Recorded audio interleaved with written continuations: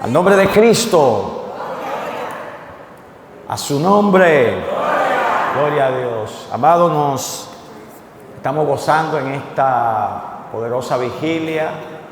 Sabemos que es un tiempo de júbilo. No es fácil para la carne, ¿verdad?, someterse al ambiente que el Espíritu Santo y que el Espíritu que está en nosotros desea, que es estar cerca de Dios. Pero como la carne no se gobierna, nosotros seguimos el consejo de Pablo cuando dice: yo no golpeo como al aire. ¿Sí o no, pastor? Yo me golpeo a mí mismo y someto mi carne a la obediencia de Jesucristo.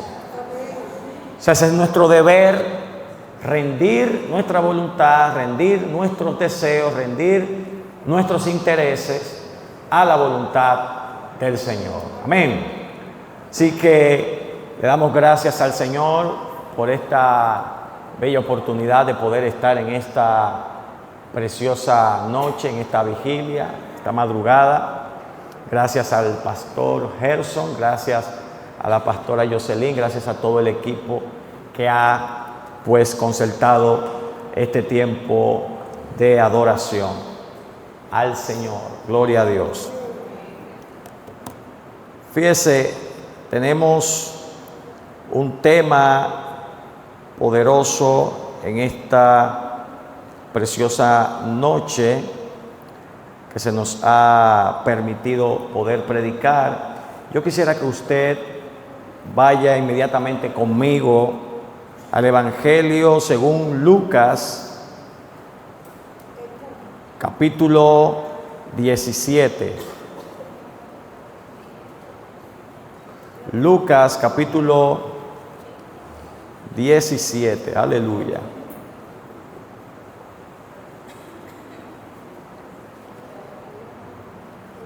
Nos vamos a ubicar a la altura del versículo 11.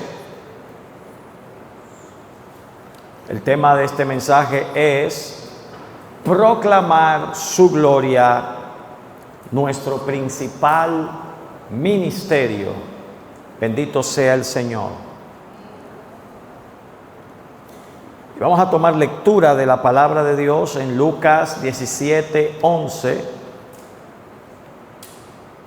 Allí dice, en el poderoso nombre de Jesús, dice así: yendo Jesús a Jerusalén, pasaba entre Samaria y Galilea, y al entrar en una aldea, le salieron al encuentro 10 hombres leprosos, los cuales se pararon de lejos y alzaron la voz diciendo: Jesús, Maestro, ten misericordia de nosotros. Cuando él los vio, les dijo: id, mostraos a los sacerdotes.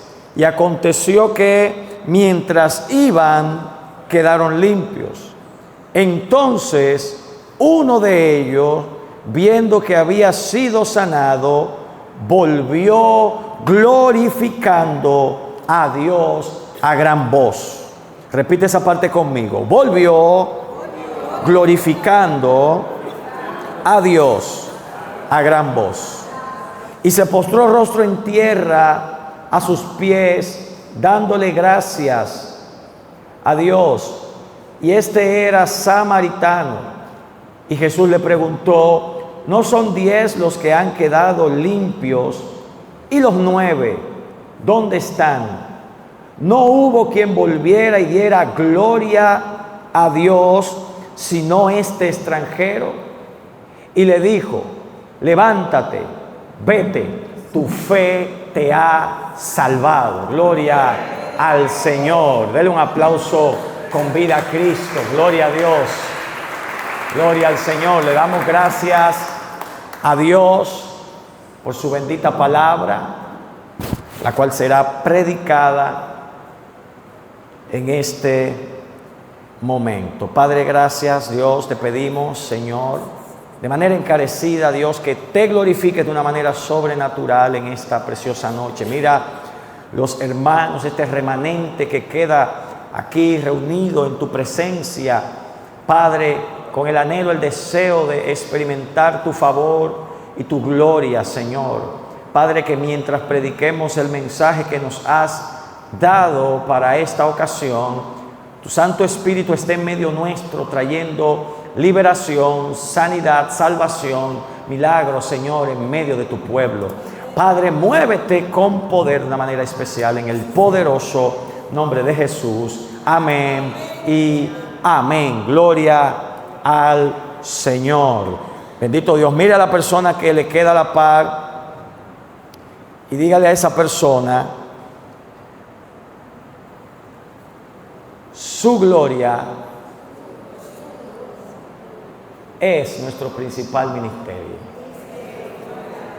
Repítaselo: proclamar su gloria es nuestro principal ministerio. Bendito sea el Señor. Fíjese, amados, esta porción de las Escrituras en la que está basado este mensaje tiene varias cosas importantes que enseñarnos a nosotros como creyentes. En primer orden, aquí se nos muestra a 10 personas que dice la Biblia que estaban enfermas de lepra.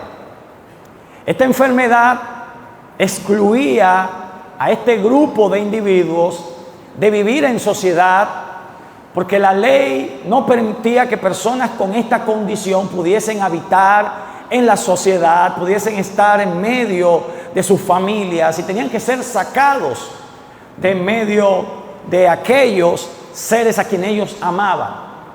En pocas palabras, esta enfermedad provocaba marginación en la gente. Y si hay algo que se parece a la lepra, es el pecado. Porque el pecado arruina la vida del ser humano. El pecado te aleja de Dios, pero también el pecado destruye las relaciones familiares, las relaciones filiales, la relación con Dios, destruye todos los proyectos que tú hayas podido lograr en algún momento. El pecado es eso, el pecado es la peor enfermedad que puede existir, y lamentablemente, a diferencia de estos 10, que ellos en su condición de leprosos estaban excluidos, el pecado no se limita a un grupo específico de personas, sino que la Biblia enseña que todos somos pecadores. Al ser todos pecadores, dice la Biblia que estamos excluidos, estamos destituidos de la gloria de Dios. El propósito fundamental de Dios para con cada uno de nosotros es que cada uno de nosotros nuevamente retome la posición que perdió en el principio por causa del pecado, y es que podamos habitar en la gloria de Dios. ¿Cuántos entienden eso? ¿Cuántos entienden esa parte? Es así como la historia inicia con 10 leprosos que lo primero que hicieron fue reconocer su necesidad de Dios. Ellos fueron a Jesús por un milagro. Ellos fueron a Cristo porque estaban enfermos, necesitaban algo. Y normalmente nosotros, los seres humanos, actuamos de esa manera.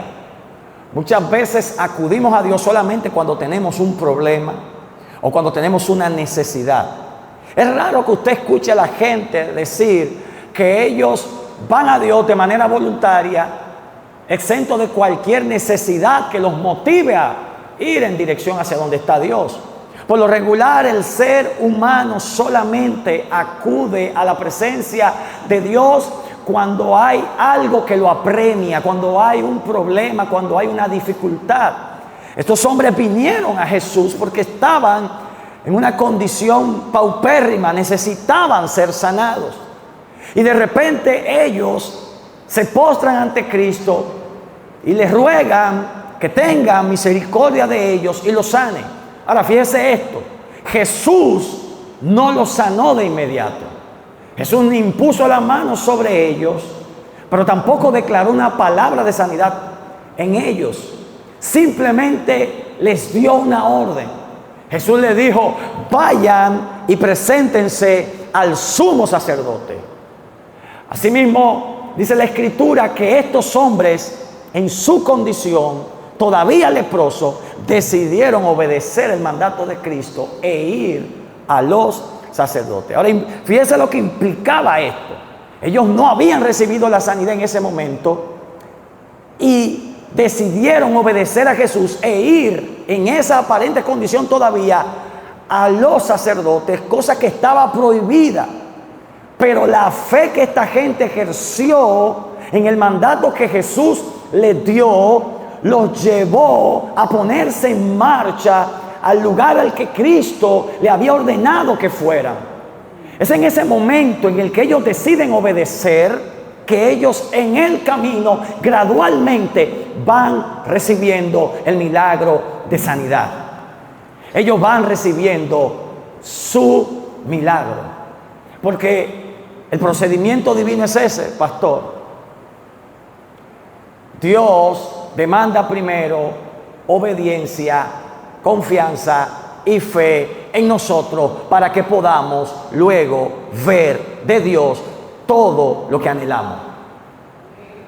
En pocas palabras, Dios te va a desafiar a cada uno de nosotros en cuanto a nuestra confianza en Él. Y la confianza en Dios va a depender del grado de compromiso que tengamos con su palabra, con lo que Él ha dicho. Esta gente, dice la Escritura, que obedeció y recibió. El procedimiento divino es obedece y luego recibe. Usted se atreve a darle la mano a alguien y decirle, obedece y serás bendecido. Dígaselo en serio, obedece y serás bendecido. Aleluya. Ahora, escuche bien esto, porque es importante. Dice la Escritura que cuando ellos reciben el milagro y están todavía en camino a ver a los sacerdotes, uno de ellos retornó a Jesús. Y pudiera dar la impresión, por la reacción de Cristo, de que esta gente, los 9 restantes que no se devolvieron, por algún motivo no fueron agradecidos con Dios. Porque Él pregunta, y solamente de 10 se devolvió uno, solamente de 10, uno regresó a darle gracias a Dios, a adorar a Dios por el milagro. Hay una diferencia muy grande entre tener un gesto de gratitud y responder con gratitud. Usted tiene que entender esto, porque no es que quizás estos 9 que no se devolvieron en algún momento expresaron, pastor, en el camino las gracias a Dios por el milagro recibido. Porque yo no puedo creer que una persona haya visto la manifestación del poder de Dios mostrado en un milagro como ese, y siendo 9, aunque sea de esos 9, 2 o 3 no hayan levantado su mano camino a ver a los sacerdotes y haber expresado su agradecimiento a Dios. Esos 9 posiblemente iban adorando a Dios. Esos 9 posiblemente iban exaltando el nombre del Señor por lo que había sido obrado en ellos. Posiblemente iban diciendo, gracias Señor porque soy sano. Entonces, ¿dónde radica el problema de la demanda que Jesús hace, de la queja que Él expresa, de que los 9 no fueron agradecidos? Porque solamente uno regresó a postrarse y adorar. Precisamente en el hecho de que el agradecimiento que Dios anda buscando de aquellos que han sido beneficiados con un milagro, con el favor de Dios, no se expresa con palabras, sino que se expresa con rendición total a la gloria de Dios. ¿Cuántos levantan su mano y adoran al Señor? En pocas palabras, no basta que nosotros expresemos con palabras cosas que Dios quiere que manifestemos con conducta y hechos. Porque lo que esta gente manifestó a pesar de que pudiesen haber dado gracias en el camino, buscando la validación de los sacerdotes para retornar a la vida que habían dejado por causa de la enfermedad, lo que ellos manifiestan es que en realidad su prioridad al final no era Dios, sino el milagro que Dios obraría en ellos, que le permitiría retomar la vieja vida. ¿Cuántos alaban al Señor? En pocas palabras, a ellos lo que les interesaba era regresar a sus hogares, regresar con sus amigos, regresar con sus hijos, regresar a sus negocios. A ellos no les interesaba retornar a Dios. Eso se parece al común denominador de la gente que siempre anda buscando algo de Dios, pero no al Dios que bendice. La gente anda buscando el favor de Dios, pero no anda buscando a ese Dios todopoderoso, independientemente de las necesidades que Él te pueda suplir. Dios no anda buscando que usted vaya a Él por un interés particular. Dios busca personas que se interesen en la presencia de Dios, que la presencia de Dios represente todo para ellos, independientemente de lo demás. ¿Cuántos levantan su mano y adoran a Dios? Dele la mano a alguien y dígale: Dios quiere ser tu prioridad. Dios quiere ser el todo en tu vida. Dios quiere ser el enfoque. Dios quiere ser el objetivo. Dios quiere ser el blanco. Dios quiere ser la meta de cada uno de sus hijos. A Dios no le basta con que tú digas gracias, Señor. Mire, yo le tengo noticias. Dios no quiere que usted le dé gracias. ¿Cómo así, varón? No se vaya al extremo, porque no estoy diciendo que de manera estricta Dios no desea que usted manifieste agradecimiento con sus palabras. Lo que estoy diciendo es que Dios sopesa más su actitud que lo que usted le dice. Dios sopesa más sus acciones que lo que usted expresa. Usted sabe bien que Dios es un Dios de hechos, no es un Dios de palabras. Y Él anhela, amados, que sus hijos vivan para Él, que sus hijos estén enfocados plenamente en su gloria y no enfocados en sí mismo. ¿Usted sabe algo? El agradecimiento, socialmente hablando, es un convencionalismo vacío en estos tiempos. Usted sabe que hay códigos de cortesía y de modales que simplemente se han quedado en eso, en formalidades vacías. Yo le voy a preguntar a usted y usted va a ser sincero, no tiene que levantar la mano, no tiene que decir amén, no tiene que expresarse para que no se delate. Pero yo estoy seguro que muchos de nosotros, al momento en que alguien nos ha hecho un favor, a veces hemos dado las gracias sin el deseo de agradecer nada. ¿Sí o no? Y las damos porque entendemos que es un deber agradecer, pero posiblemente nosotros no estamos interesados en agradecer absolutamente nada de lo que se ha hecho por nosotros. Lo hacemos para que la gente no piense que somos mal agradecidos. ¿Sí o no? Voy para allá. Eso es así. Hay personas que llegan a un sitio y saludan, y no es que ellos quieran saludar, es para que no digan que son maleducados. Porque hay 2 o 3 ahí que esa persona no quiere saber de ellos y no quisiera saludar a nadie, pero lo hace por obligación. ¿Sí o no? A veces nosotros expresamos cosas que no conectan con nuestra realidad, que no conectan con lo que hay en nuestro mundo interior. Hay veces que a usted, una persona, un conocido en la calle, lo ve y usted tiene problema en el matrimonio, tiene problema con sus hijos, tiene problema en el trabajo, tiene problema en sus finanzas, y de repente esa persona lo ve y le pregunta: fulana, ¿cómo tú estás? ¿Cómo te sientes? Y usted le pela los dientes y le dice: yo estoy bien.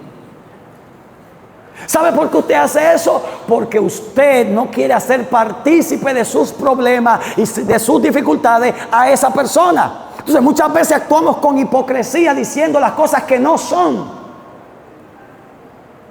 Pero a la otra persona no es que le interesa que usted lo cargue con su problema tampoco. No es que le interesa que usted empiece a darle el listín de las situaciones que a usted lo atormentan. Simplemente lo hace como un acto de cortesía. ¿Sí o no? Pues muchas veces así actuamos con Dios. Muchas veces con Dios actuamos expresándole cosas que realmente en nosotros no están, que nosotros no sentimos. A veces le decimos a Dios que es lo más importante en nuestra vida, pero nuestros hechos y nuestros actos están diciendo otra cosa. ¿Cuántos alaban al Señor? A veces le decimos al Señor que deseamos servirle, que deseamos hacer la obra, y cuando se presenta una oportunidad, entonces buscamos excusas para no involucrarnos en lo de Dios. Levante su mano y adore a Dios. Levante su mano y adore a Dios. A veces le decimos a Dios que Él es lo más importante en nuestra vida, pero nuestro comportamiento, nuestras actitudes, le están diciendo otra cosa al Señor. ¿Cuántos alaban a Cristo? Déjeme decirle una cosa. Si usted no está consciente de lo que Dios ha obrado en su vida, al punto de que muchos de nosotros posiblemente estemos cualquierizando la obra de Dios. A veces yo veo personas que van a la iglesia y usted ve que se sientan ahí y empiezan a masticar chicle y se miran las uñas, y de repente se está predicando aquí, agarran el celular, se ponen a chatear, como que lo que está pasando en el ambiente no tiene ningún tipo de importancia para ellos. Pero son personas que antes de tener el privilegio de estar en la iglesia vivían en depresión allá afuera, tenían pensamientos suicidas allá afuera, lo habían perdido todo allá afuera, hasta que Cristo llegó, los limpió con su sangre y le ha dado un propósito, y están aquí para adorar al Señor. ¿Cuántos alaban a Cristo? Pero a veces perdemos eso de vista. Y Dios no es hipócrita como nosotros los seres humanos. ¿En qué sentido, Aarón? Dios valora, es el primero que valora lo que Él ha hecho en usted, y Él quiere que usted le responda a Él con reciprocidad a la obra poderosa que Él ha hecho en su vida. ¿Sabe cómo respondemos nosotros cuando alguien nos agradece algo?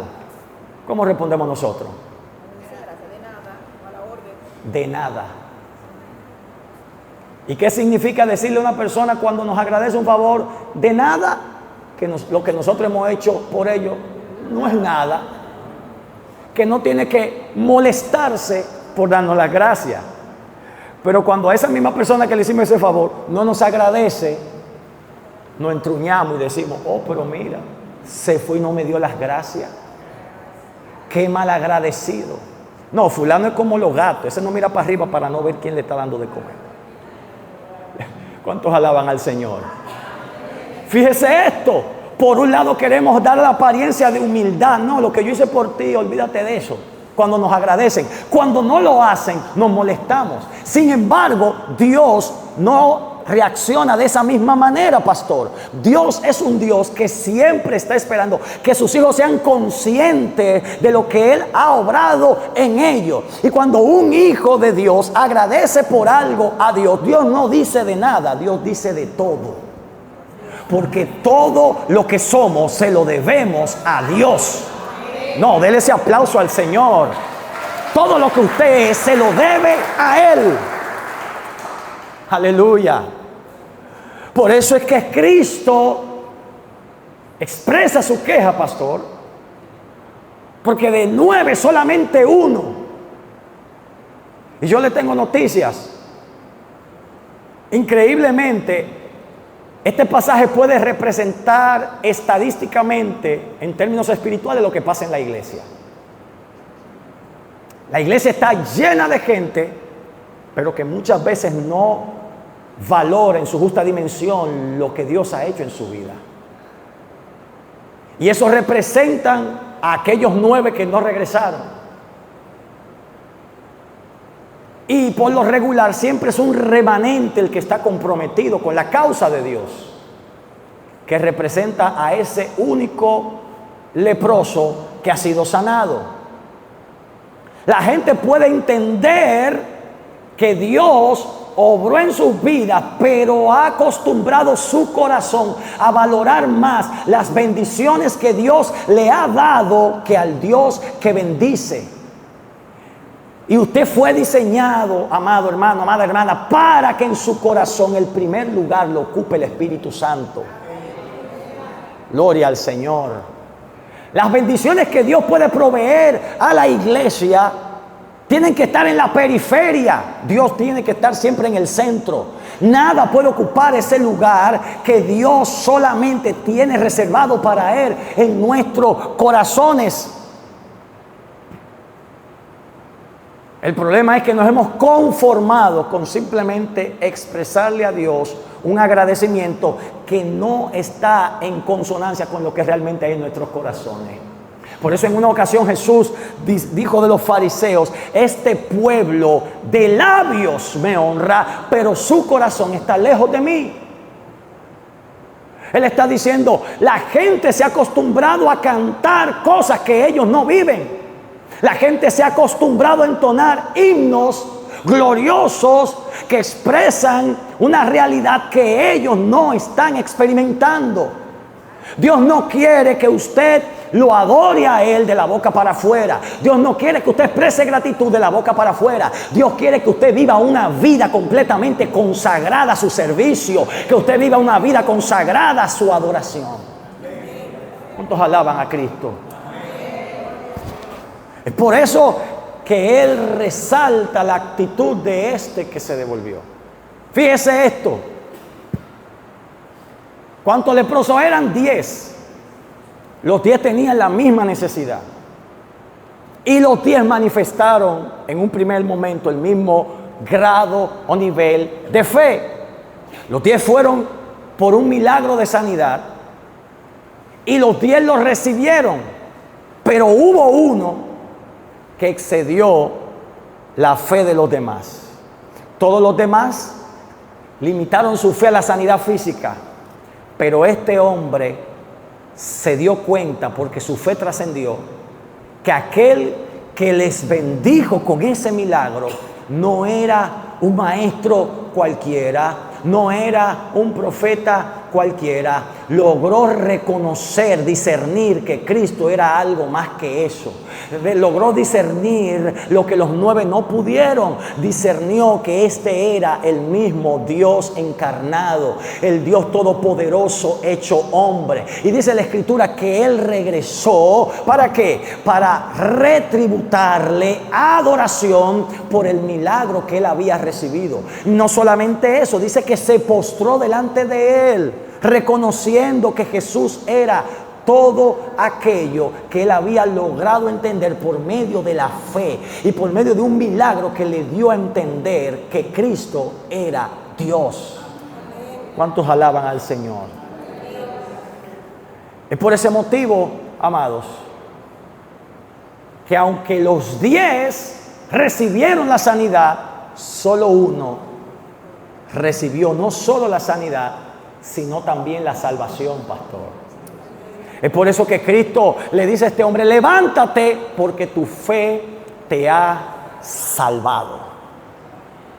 Los demás solo fueron sanos, y solamente fueron sanos porque su interés estaba en que Dios arreglara su vida para ellos seguir viviendo su vida vana y vacía.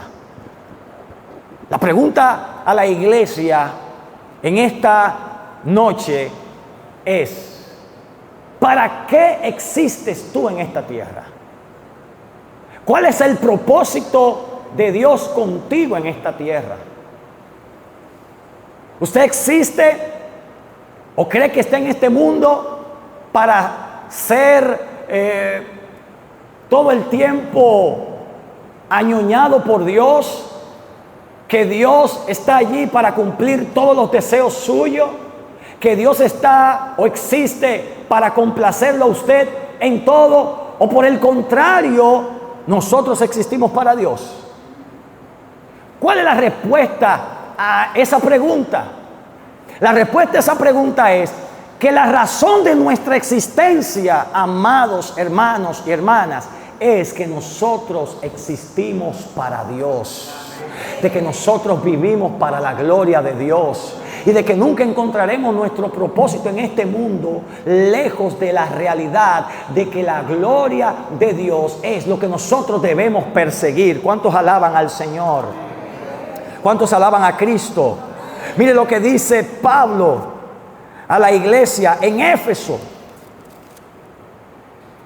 Allí en Éfeso, capítulo 1, versículo 5, dice: por su amor nos predestinó para ser adoptados hijos suyos por medio de Jesucristo, según el puro afecto de su voluntad.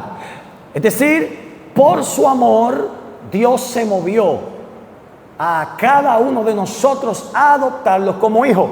Pero luego el 6 nos da el propósito fundamental del por qué Dios nos atrajo así. Dice: para la alabanza de la gloria de su gracia, con la cual nos hizo aceptos en el amado. En pocas palabras, nosotros existimos para la alabanza de la gloria de su gracia. Nosotros existimos para que la manifestación de su gloria sea evidente al mundo por medio de nosotros a través del Espíritu Santo. ¿Cuántos pueden entender eso? Usted puede mirar a alguien y decirle: tú no estás en este mundo nada más para comer arroz, habichuela y carne. Tú no estás en este mundo nada más para orarle a Dios para que te dé un carro, una casa. Mire a alguien y dígale: tú existes en este mundo para que la gloria de Dios se manifieste. Dígale: tu ministerio, tu llamado es que la gloria de Dios se haga visible a través de ti. ¿Cuántos levantan su mano y adoran a Dios? El propósito de cada uno de nosotros, amados, es ser usado por el Señor. Es que cada uno de nosotros se constituye en un instrumento para la gloria de Dios. ¿Cuántos bendicen el nombre del Señor? El pastor Gerson habló acerca del precio que tiene que pagar el Hijo de Dios. El Hijo de Dios va a ser perseguido. El Hijo de Dios va a ser ultrajado. El Hijo de Dios va a sufrir persecución. ¿Por causa de qué? Por causa del Evangelio. Aleluya. Porque usted tiene un enemigo, se llama Satanás, y él se opone a todo lo que tiene que ver con Dios. Y él busca la manera de frenar su adoración. Él busca la manera de frenar su servicio, porque él es su adversario. El trabajo de la iglesia es mantenerse firme ante las acechanzas del diablo, confiando en Dios y haciendo el trabajo para el cual Dios nos ha constituido. Nosotros estamos en este mundo para que se haga manifiesta la gloria de Dios a través de cada uno de nosotros. Y la gloria de Dios se manifiesta en cada acción que nosotros hacemos para Él. La gloria de Dios se manifiesta a través de nuestra adoración. ¿O acaso no dice la Biblia que Él habita en medio de las alabanzas de su pueblo? Si hay algo que el enemigo ataca en los hijos de Dios, es la adoración.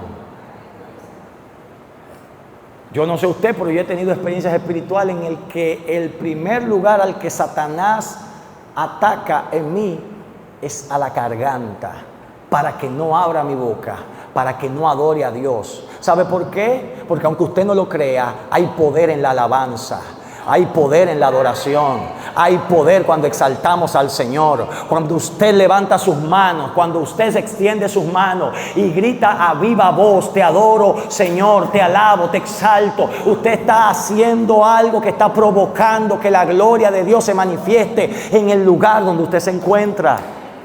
¿Cuántos pueden adorar al Señor? ¿Cuántos pueden adorar a Dios? Es por eso que el enemigo no quiere que usted adore. Él no quiere que usted sirva en la iglesia. Él no quiere que usted descubra cuál es su llamado. Él no quiere que usted descubra cuál es el ministerio que Dios ha puesto en sus manos. Él quiere que si usted va a estar en la iglesia, sea una persona conformista, que usted diga, yo me conformo con ir a un culto, a mí que nadie me moleste. Yo conocí a un varón, pastor, que en una ocasión, un muchacho con talento, pero perdió la visión, el norte.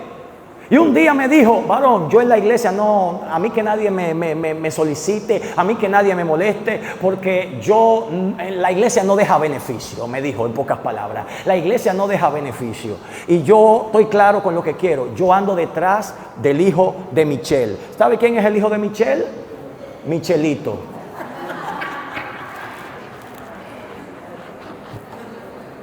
Yo ando enfocado en mi progreso económico. Yo ando enfocado en acomodar a mi familia. A mí que nadie me quite tiempo. Hay gente que creen que servir en la iglesia es pérdida de tiempo.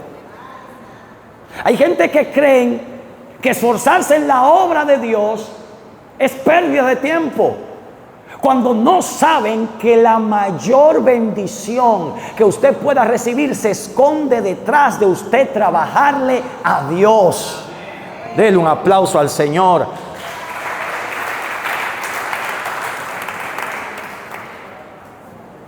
Esa es la mayor bendición. Y por eso es que Dios anhela que usted comprenda, amado, a qué fue usted llamado. Mire, este año apenas está comenzando y este año se presta para muchas oportunidades para que usted descubra el propósito de Dios en su vida. Mire lo que le dijo Cristo en oración al Señor acerca de aquellos que eran sus discípulos en ese momento. Jesús en el capítulo 17 de Juan hace la oración más larga, más extensa. Y en esa oración, Él incluyó dos peticiones importantes. Él en esa oración habló acerca de la necesidad de la unidad de la iglesia. Porque Él sabe que una iglesia sin unidad es un blanco fácil para el enemigo. Porque la Biblia dice que un reino dividido contra sí mismo no prosperará. Y sutilmente las tinieblas han procurado que dentro del pueblo de Dios haya desacuerdos, hayan disyuntivas, hayan enemistades, porque eso debilita el cuerpo de Cristo. Por eso Él ora por la unidad del pueblo de Dios. Y Él dice que en esa unidad el mundo entenderá que nosotros hemos sido enviados por el Señor, porque Dios obra en la unidad y en el acuerdo. Es por eso que Jesús dice que donde hayan 2 o 3 reunidos en su nombre, allí Él estará. Por eso Él dice que lo que 2 o 3 se pongan de acuerdo y lo pidan en oración, lo vamos a recibir. Porque Él obra y opera donde hay unidad y donde hay acuerdo. Pero también Él ora en este sentido. Y en el capítulo 17, versículo 14, Él dice esto: yo les he dado tu palabra y el mundo los odió. Wow. Mire a la persona que está a su lado y dígale: el mundo no quiere saber de ti.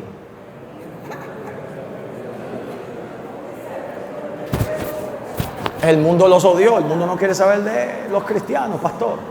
Entonces yo me pregunto ahora, le hago la pregunta a ustedes: y si el mundo nos odia, ¿cuál es el afán suyo con hacer amigo del mundo? ¿Cuál es el afán suyo de quererle caer bien a todo el mundo allá afuera? Y en ese afán de quererle caer bien a todo el mundo y no tener conflictos con la gente, negociamos principios cristianos por el solo hecho de querer agradar a los que están allá afuera. Y cuando hacemos eso, ¿qué pasa? Dice la Escritura que el que se constituye amigo del mundo, a la vez se hace enemigo de Dios.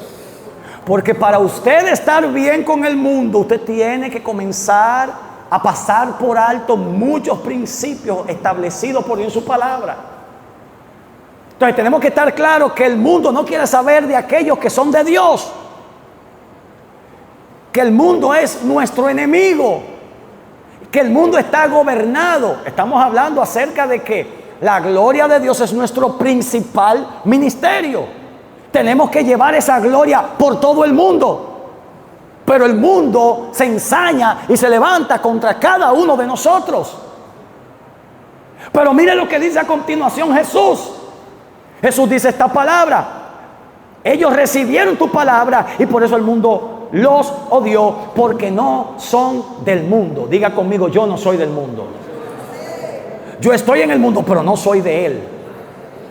Nosotros no nos movemos con las corrientes de pecado, con las corrientes de corrupción que hay en el ambiente. Nosotros somos diferentes. Nosotros tenemos un espíritu distinto al espíritu del mundo. El espíritu que nos gobierna a nosotros no es el mismo espíritu que está rigiendo a aquellos que no tienen a Dios en sus corazones. A nosotros nos mueve el Espíritu Santo. A nosotros nos guía la presencia de Dios. ¿Cuántos alaban al Señor? ¿Cuántos alaban al Señor?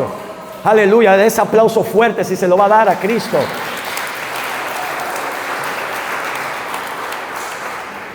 Pero sigue el Señor diciendo: no ruego que los quites del mundo, sino que los guardes del mal. Wow. ¿Cuántas veces nosotros le hemos dicho al Señor que nos quite de esta tierra? Yo conozco a muchos cristianos que tienen un espíritu escapista, pastor, que lo que quieren es escapar de esta tierra, que lo que quieren es salir. Hay algunos que le han dicho al Señor incluso: mátame mejor, si tú quieres mátame, sácame de aquí, porque no aguantan vivir en el ambiente en el que están. A veces cuestionan a Dios y dicen: Señor, ¿por qué yo estoy en este ambiente familiar, con problemas, con estas personas que me rodean, que no quieren saber de mí? ¿O por qué yo estoy en este ámbito laboral, donde lo que se mueve es mucha envidia, mala fe? Yo no me meto con nadie, pero la gente no quiere saber de mí. Es que tú no tienes que meterte con nadie, ni tienes que decir nada. Es que la gracia que hay en ti va a molestar a las tinieblas que están en ellos. ¿Cuántos alaban al Señor? ¿Cuántas veces tú le has dicho: Señor, yo no quiero estar en este lugar, quítame de aquí? Sin embargo, Jesús dice algo poderoso ahí. Jesús dice: yo no te pido que los quites del mundo, sino que los guardes del mal. ¿Por qué Jesús dice: no los quites del mundo? Cuando Él sabe que el mundo se levanta contra nosotros, cuando Él sabe que el mundo es enemigo de los hijos de Dios. ¿Por qué Jesús insiste en que Dios nos deje en este mundo cuando el mundo se levanta contra cada uno de nosotros? ¿Sabe por qué? Porque Cristo, cuando vino a su vida, no solamente vino a salvarlo a usted, no solamente me vino a salvar a mí, nos dio una misión también. Y la misión de Cristo, ¿sabe cuál es? Que nosotros seamos la sal y la luz de esta tierra. Que no es verdad que donde hay una mujer de Dios, un hombre de Dios ungido, el diablo va a hacer lo que quiera en su casa, con su familia, con sus hijos. Para algo está usted ahí, es para implantar el reino de los cielos. ¿Cuántos adoran al Señor? Mire a alguien y dígale: tienes una misión. Y para esa misión a ti Dios te ha dado herramientas. ¿Y cuál es esa misión? Jesús la dijo claramente en el versículo 19 y 20. Él dice: por ello yo me santifico a mí mismo, para que ellos también sean santificados en la verdad. Pero no ruego solamente por estos, sino también por los que han de creer en mí por las palabras de ellos. Aleluya. En el lugar que estás, en el lugar que te encuentras, en ese lugar, amada hermana, amado hermano, te puso Dios. No importa lo incómodo que esté el lugar. Yo voy a decir algo que va a sonar duro. Dios no te llevó ahí para que estés cómoda. Dios no te llevó ahí para que estés cómodo. Dios te llevó ahí con una misión. Dios te llevó ahí para que las almas conozcan a Cristo por medio de la gracia que Él ha depositado en ti. ¿Cuántos pueden levantar su mano y adorar a Dios? ¿Cuántas veces has querido salir corriendo porque sabes que no estás cómoda? Pero tú no estás ahí para tu comodidad. Tú estás ahí para hacer la voluntad de Dios. Tú estás ahí para que la gloria de Dios se manifieste a través de tu vida.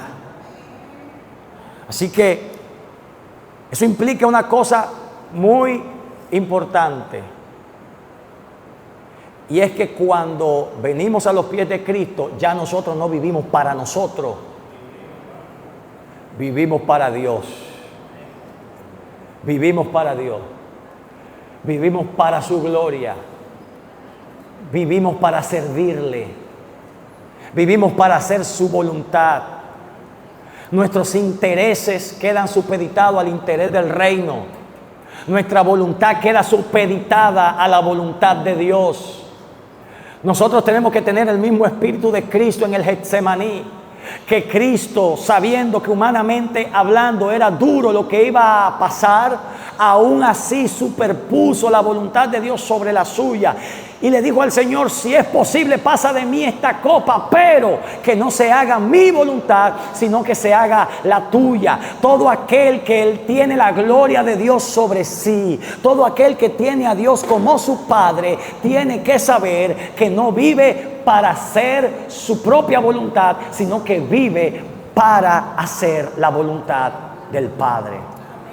¿Cuántos adoran al Señor? ¿Cuántos adoran a Cristo? Así que usted tiene que entender eso.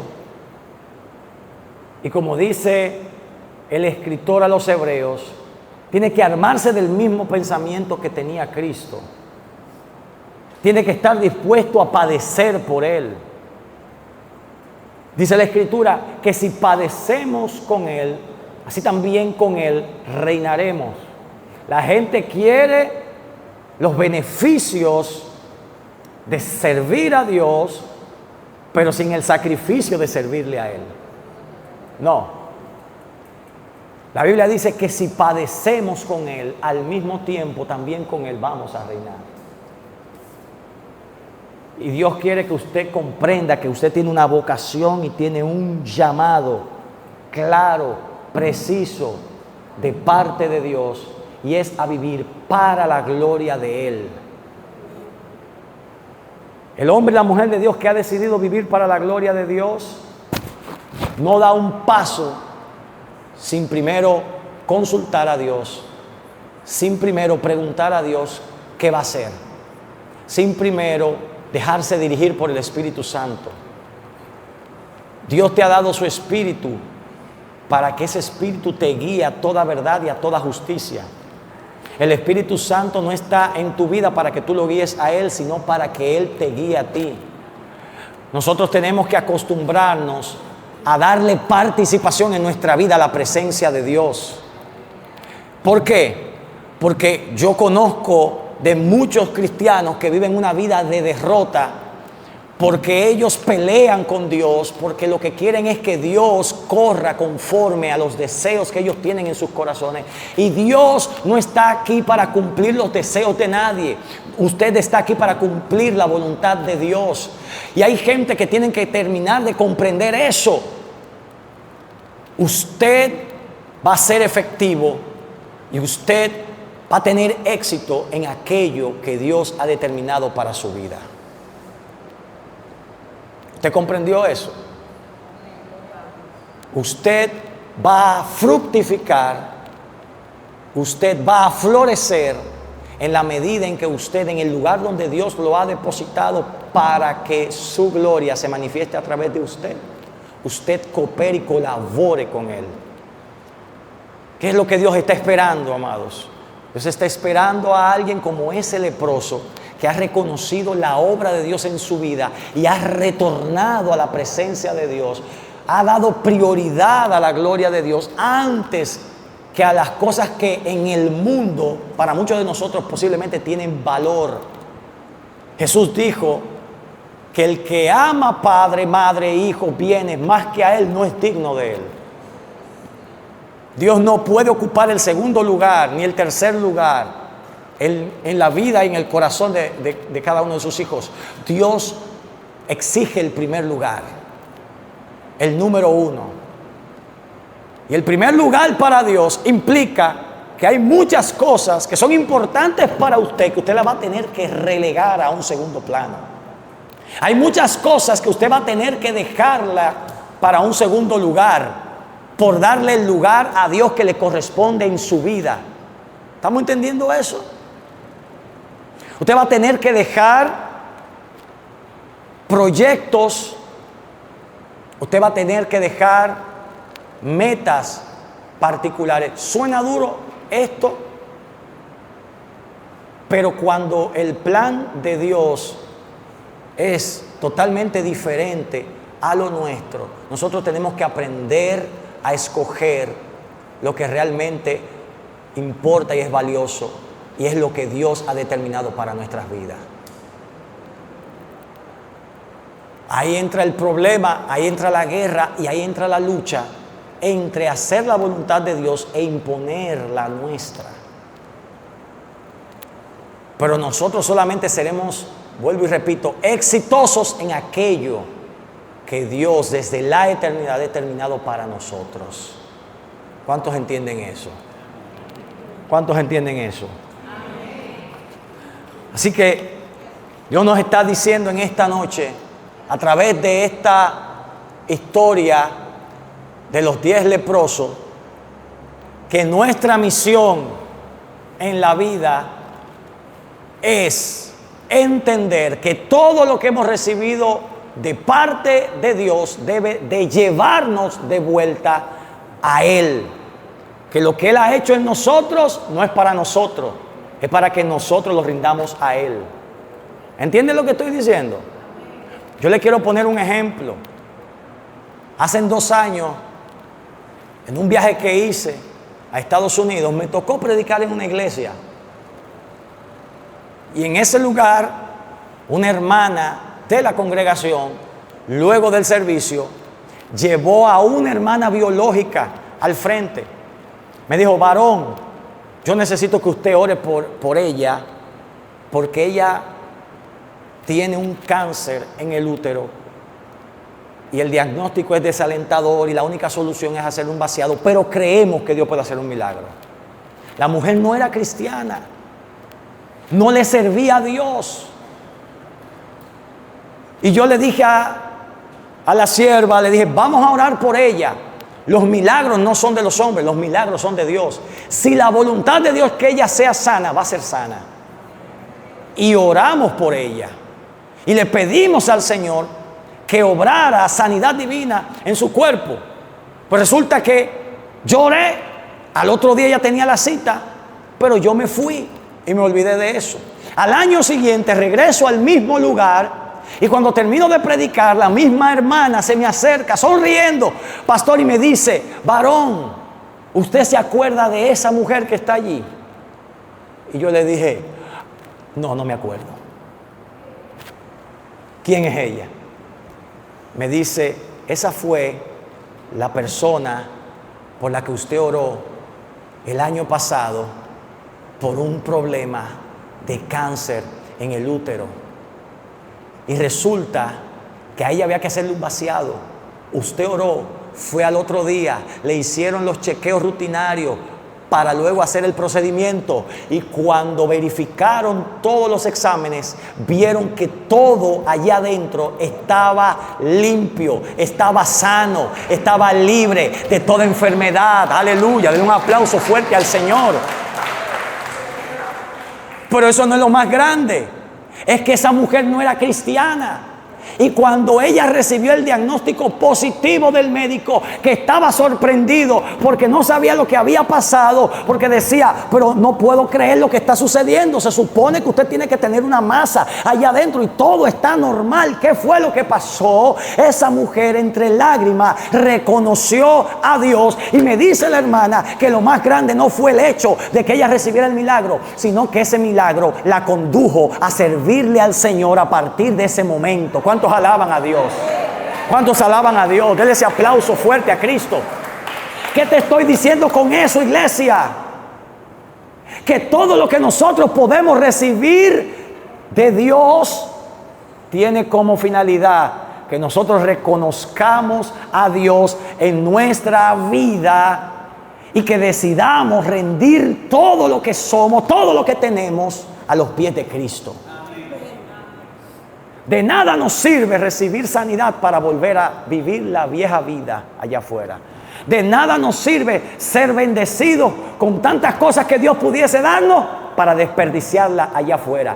Cuando Dios obra en nosotros, es para que eso que Él ha hecho en nosotros, nosotros lo traigamos y lo depositemos a los pies del Señor. Y le digamos al Señor que a partir de ese momento en que hemos sido beneficiados con su poder, con su gloria, a partir de ese instante ya nosotros decidimos no vivir para nosotros mismos, sino que decidimos vivir para la gloria de Dios. ¿Cuántos le dan ese aplauso fuerte a Cristo? Déselo más fuerte, que es para el Señor. El Señor te está haciendo un llamado, iglesia. Dios quiere una iglesia viva. Dios anhela una iglesia comprometida. Dios anhela una iglesia entregada en todo el sentido de la palabra a su voluntad. Dios no quiere una iglesia ajena, apática. Dios quiere una iglesia que esté viviendo constantemente en la presencia del Señor. Que usted ame la presencia del Señor. Que para usted lo más importante sea estar en la presencia de Dios. Que su ministerio más grande sea dar a conocer a Cristo, manifestar la gloria de Dios. ¿Cuántos entienden eso? Este tiempo que Dios te ha permitido en esta noche estar aquí es un desafío que Dios le está haciendo a cada uno de ustedes a salir de la monotonía, del enclaustramiento en el que muchas veces nos encontramos, en que dejemos de vivir como cristianos vida sin propósito. Usted no puede tener 5, 10, 15 años en la iglesia y no saber a qué fue que Dios lo llamó. No conocer cuál es su llamado, su propósito. Usted no puede estar en la iglesia viviendo una vida religiosa. Usted tiene que vivir una vida relacional continua con Dios. Dios desea hijos e hijas que anhelen continuamente experimentar la presencia de Dios. Porque por si acaso usted no lo sabe, usted tiene un Dios vivo, un Dios poderoso, un Dios que se puede mover con poder en usted, en su familia, en medio de sus hijos. Pero para eso Él necesita una iglesia que se levante. Él necesita un hombre, una mujer de Dios que se levante, que se empodere de lo que Dios ha hecho en él, en ella. A usted Dios le ha entregado lo más grande, que es su presencia. Jesús le preguntaron los discípulos en una ocasión: Señor, enséñanos a orar. ¿Sabe por qué? Porque a orar se aprende. Por eso la Biblia dice que a veces oramos y no recibimos porque oramos mal. Ellos fueron sabios porque le dijeron al Señor: enséñanos a orar. Y aparte del Padre Nuestro, ¿sabe lo que le dijo Cristo? Cristo le enseñó a orar por las prioridades más importantes. Y Él lo dijo de esta manera: si ustedes, siendo malos, y un hijo le pide un pan, usted no le da una piedra. Si le pide un pescado, usted no le da una serpiente. Si le pide un huevo, usted no le da un alacrán. Y Jesús concluye y dice: y si ustedes, siendo malos, saben dar a sus hijos cosas buenas, cuánto más vuestro Padre que está en el cielo les dará el Espíritu Santo a todo aquel que se lo pida. ¿Cuántos alaban a Cristo? Un aplauso fuerte al Señor. La necesidad más grande que tiene el creyente es la necesidad de estar lleno del Espíritu Santo. Pero estar lleno del Espíritu Santo no se consigue simplemente deseándolo. Hay que buscar esa llenura, hay que buscar esa presencia, hay que anhelarla y hay que orar y hay que buscar el rostro de Dios. Lo que cambia una vida completamente es el grado de espiritualidad que esta vida tenga a raíz de una relación personal con el Espíritu Santo.